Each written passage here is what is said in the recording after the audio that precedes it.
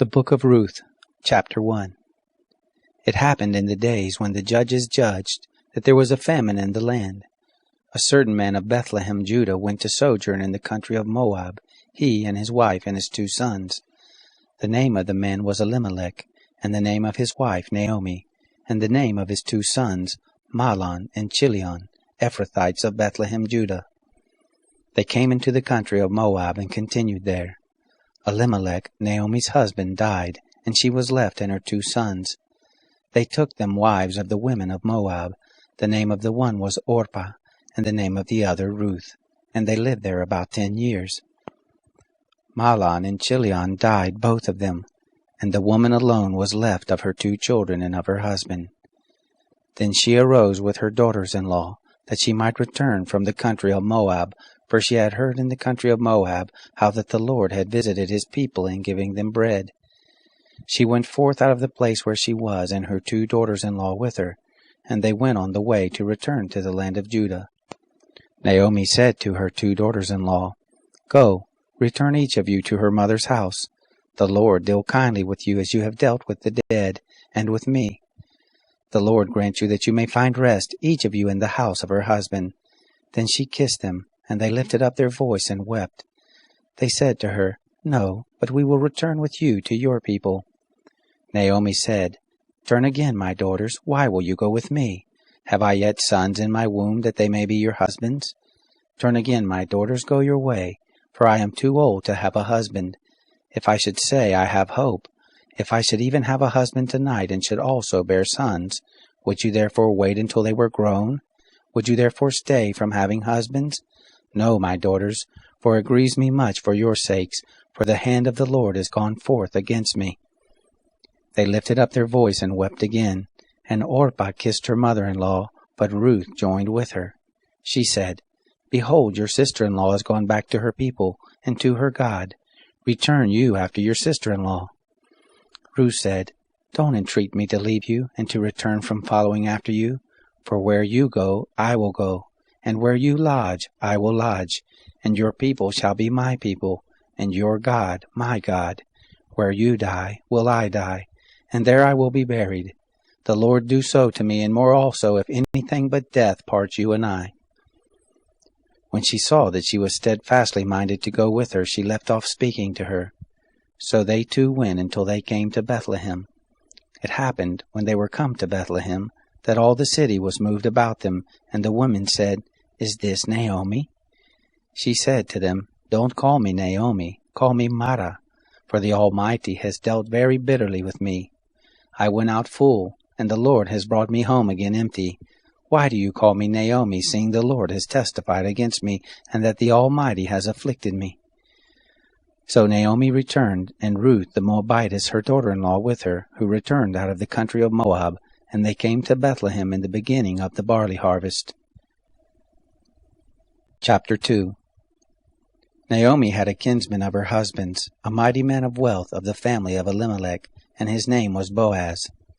Ruth the Moabitess said to Naomi, Let me now go to the field, and glean among the ears of grain after him in whose sight I shall find favor. She said to her, Go, my daughter. She went and came and gleaned in the field after the reapers, and she happened to come to the portion of the field belonging to Boaz, who was of the family of Elimelech.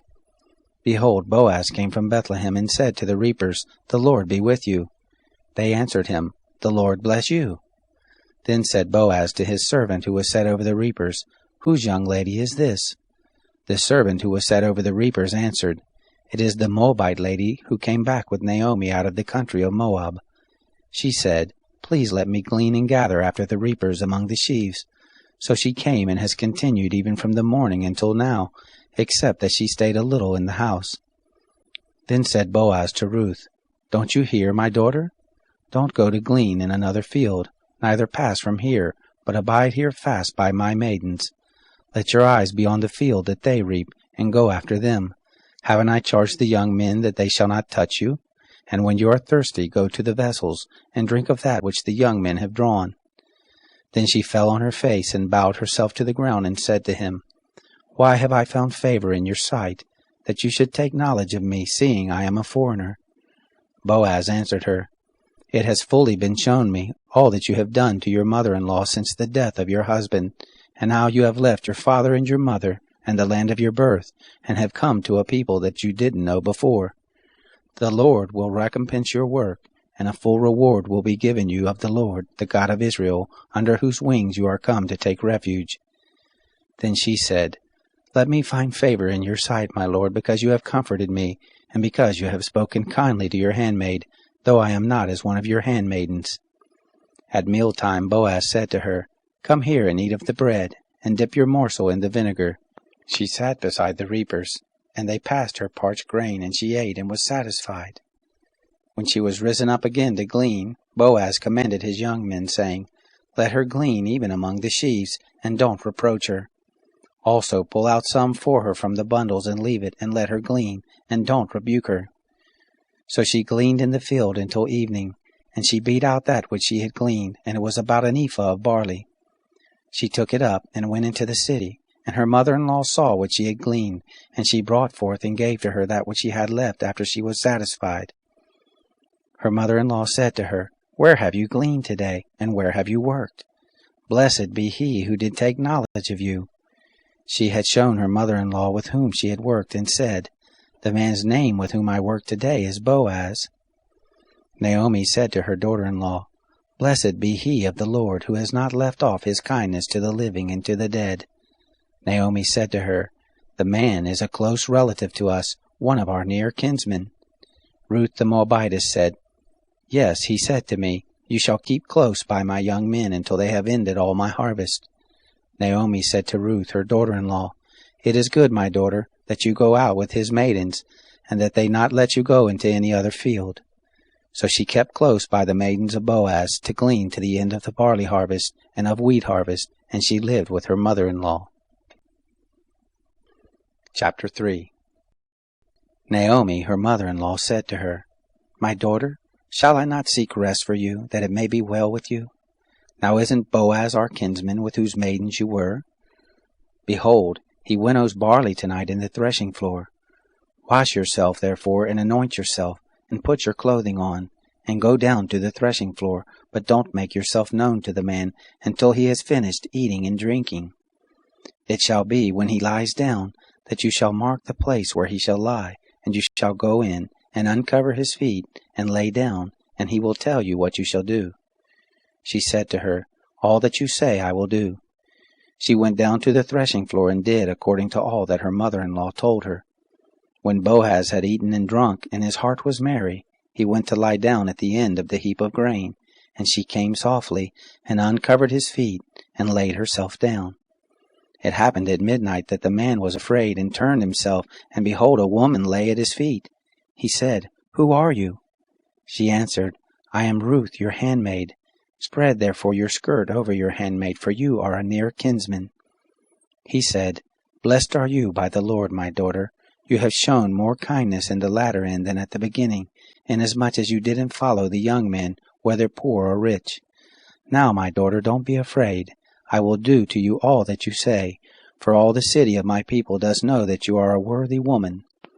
Now it is true that I am a near kinsman. However, there is a kinsman nearer than I. Stay this night, and it shall be in the morning that if he will perform to you the part of a kinsman, well, let him do the kinsman's part. But if he will not do the part of a kinsman to you, then I will do the part of a kinsman to you, as the Lord lives. Lie down now until the morning." She lay at his feet until the morning.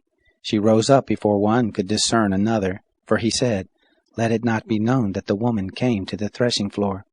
He said, "Bring the mantle that is on you, and hold it." And she held it. And he measured 6 measures of barley, and laid it on her, and he went into the city.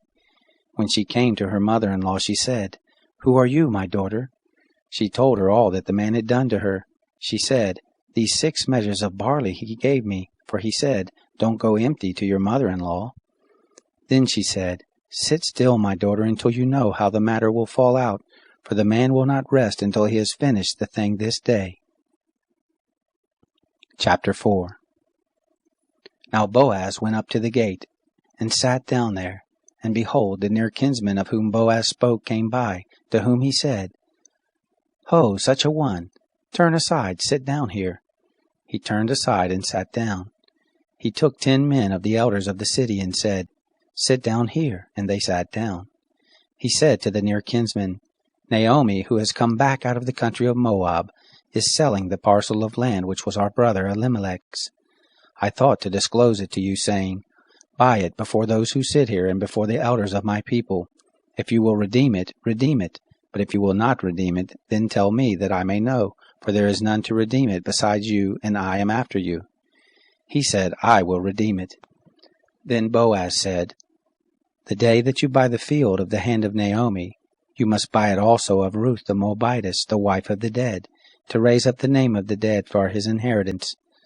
The near kinsman said, 'I can't redeem it for myself, lest I mar my own inheritance. Take my right of redemption on you, for I can't redeem it.'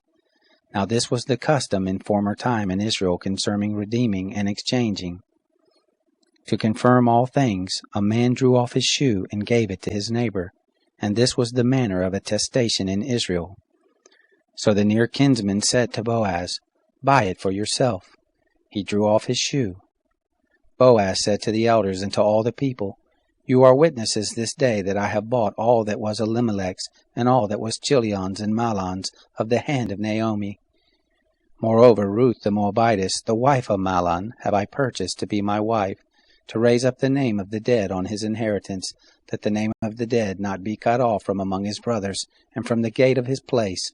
You are witnesses this day.' All the people who were in the gate and the elders said, 'We are witnesses. The Lord make the woman who has come into your house like Rachel and like Leah, which two built the house of Israel. And do you worthily in Ephrathah, and be famous in Bethlehem, and let your house be like the house of Perez, whom Tamar bore to Judah, of the seed of which the Lord shall give you of this young woman.' So Boaz took Ruth, and she became his wife, and he went in to her, and the Lord gave her conception, and she bore a son. The woman said to Naomi, 'Blessed be the Lord, who has not left you this day without a near kinsman, and let his name be famous in Israel. He shall be to you a restorer of life, and sustain you in your old age. For your daughter-in-law, who loves you, who is better to you than 7 sons, has borne him.' Naomi took the child and laid it in her bosom, and became nurse to it. The women, her neighbors, gave it a name, saying, 'There is a son born to Naomi,' and they named him Obed. He is the father of Jesse, the father of David. Now this is the history of the generations of Perez. Perez became the father of Hezron, and Hezron became the father of Ram, and Ram became the father of Amminadab, and Amminadab became the father of Nahshon, and Nahshon became the father of Salmon, and Salmon became the father of Boaz, and Boaz became the father of Obed, and Obed became the father of Jesse, and Jesse became the father of David.